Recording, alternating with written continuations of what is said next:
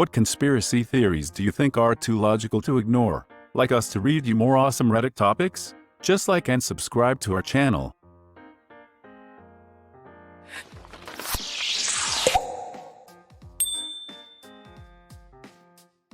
David Miscavige, the chairman of the Church of Scientology, definitely murdered his wife and is getting off scot-free for it. Him and his wife got into a pretty heated argument in 2007, and she hasn't been seen since. Lawyers hired by David claim she is still alive and devotes 100% of her time to work at the Church of Scientology, which is why she hasn't been seen since August 2007. In 2013, a former member of the church had filed a missing person report that was closed after a few officers had spoken and seen Mrs. Miscavige, even though there's no evidence whatsoever of this meeting. All missing persons reports now are turned down since this investigation is forever closed. Leah Remini has had it investigated as well and written letters to Shelley with no response. Before Leah left the church, she wrote letters to Shelley that the church refused to deliver, and when she asked where Shelley was, she was told she didn't have clearance to ask the question. The lead cop that was tasked to investigate when Leah filed a missing persons report. Apparently after he came back with the bullshit "she's totally fine and just doesn't want to be seen" story, Leah found pictures of that cop speaking at a Scientology event. So crooked. Wow.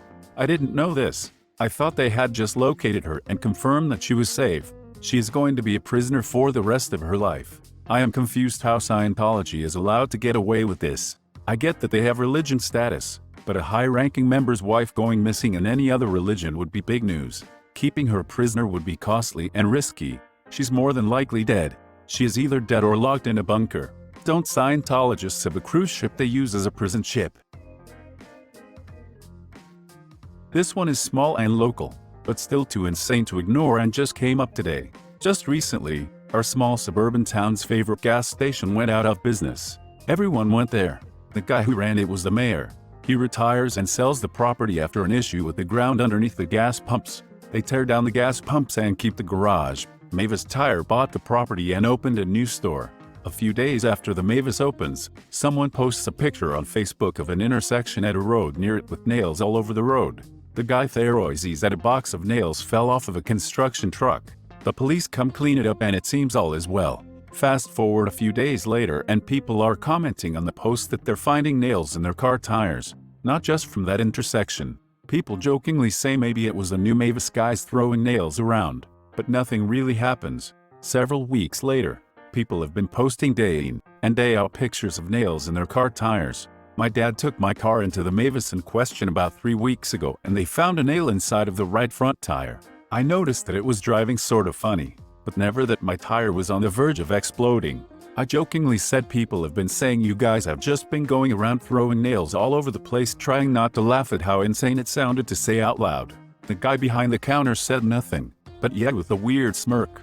Over 50 people have posted on the town Facebook that their cars have had nails in their tires. My mom is driving my car now, because her car has a nail in the tire. It's been almost 3 months. I'll post updates if anyone is interested. PFFT, it's not even a joke, it's the truth. It sounds like it makes no sense. Nails? Dude, if an investigation is launched and they find a bunch of nails inside of the shop, like boxed up and unopened, can't they lose business? Sounds more to me like that cashier heard that joke for the 20th time that day and was a bit too ours to really care about it. A local one from my hometown. There was a building in my town considered a historical building.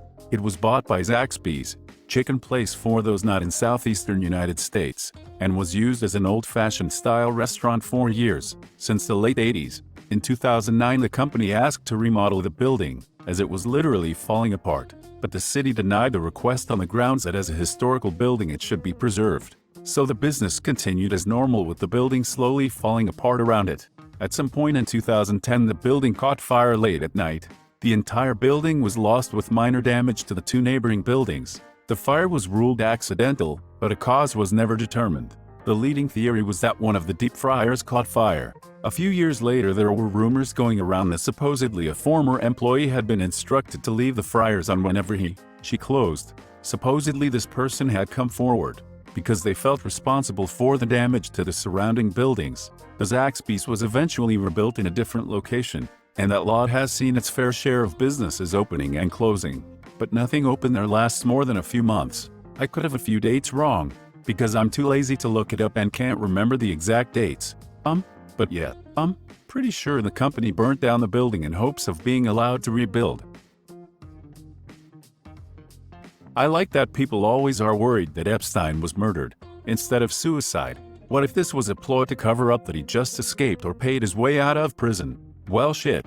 So Epstein really didn't kill himself is what we're agreeing on here? This is why I like the phrase Epstein didn't kill himself. It can be understood at least two ways. He died in prison by being murdered outright, or his powerful contacts helped him get out of prison. Same end results for the phrase. I feel like once your net worth crosses the 9 figures threshold, Epstein was worth like $500 million. You can have a break me out of jail squad ready at a moment's notice. Google Maps only asks you for feedback on its navigation when it knows it did a good job. I use navigation all the time, and I find that when it gets me to the destination on time or earlier than predicted, I get a notification asking to rate the trip. But if it gets me there after it originally estimated, I never get that notification. It wouldn't be difficult to program this into the program, so you're likely correct. Google probably figures they don't want to ask you right after they did a bad job. The fashion industry makes too much money from purses to care about making pockets for women easily available. Want to really have your mind blown? Take your pants to a seamstress. We can add pockets or make existing pockets bigger. I do it all the time. $5 a pocket and I measure your phone to make sure it fits in without any issues. That the US knowingly left POWs behind in Vietnam. Isn't that just the plot of the second Rambo film? Yep, it is. Popular culture has reflected the live prisoners theory, most notably in the 1985 film Rambo, First Blood Part 2. Source: Wikipedia. Wasn't the whole idea that they didn't want to admit that people were dead, dying in large numbers, and decided to just relabel them MIA instead for propaganda purposes, and the public opinion of the war was turning negative? Secret societies definitely exist. Who controls the British Crown? Who keeps the metric system down? We do. Who leaves Atlantis off the maps? Who keeps the Martians under wraps? We do. Who robs K-Fish of their sight? Who rigs every Oscar night? Well, yeah, all you need to do is get a couple of buddies together, privately meet as a group, give yourselves a name and don't tell anyone. Bingo, you have a secret society. A guy I know once told me he was part of the Billuminati in university. It was just 6 guys all called Bill who would meet at the pub once a month and tried to help with each other's goals. That's awesome. New Coke was a way for Coca-Cola to switch from real sugar to corn syrup without people noticing. Switch to the new formula that everyone hates, keep it for a while so that people demand the old one back. Then switch it back after enough time has passed that people wouldn't notice a relatively subtle change. I thought it was just a ploy to drive up sales and the stock price. Switch to a new formula which people don't like. I'll still continue to buy out of habit, because Coke is such an institution. Then release Coke Classic which everyone misses and the sales skyrocket. It was a market testing frickin'. Pepsi started doing taste tests and beating Coke and were publicizing how everybody thought Pepsi tasted better. Coke did their own taste tests and found the same thing. People in these tests like Pepsi better. So there was a suspicion that by mixing up the formula they'd be able to beat Pepsi and drive up sales. The problem was the tests were faulty. Instead of giving people a can's worth of the beverage, they gave a small sip's worth, and with it little people preferred the sweeter Pepsi, while over an entire can they found Pepsi to be too sweet. The best, or worst, part about the whole thing is that if people wanted to drink Pepsi, they would just drink Pepsi. So they alienated their entire fan base for people that didn't convert. The change is not subtle at all once you've switched to Mexican Coke for a while, which is still made with cane sugar. Going back to the corn syrup Coke is awful now. It coats your mouth in this weird gross way that is hard to ignore. With the number of billionaires that are psychopaths or similar, there must be a few super rich serial killers out there. By extension, there must be people making money supplying victims in the same way Epstein was supplying girls to the wealthy who wanted to scratch an itch. With the money, power, and influence would come governments and intelligence agencies willing to overlook or cover up terrible actions for leverage. This makes sense to me. When you can literally buy anything, the only interesting things become those things you aren't supposed to be able to get. The most dangerous game comes to mind here. Nothing's actually happening in Area 51. The government just keep it so people will focus on it and ignore the shady stuff happening somewhere else.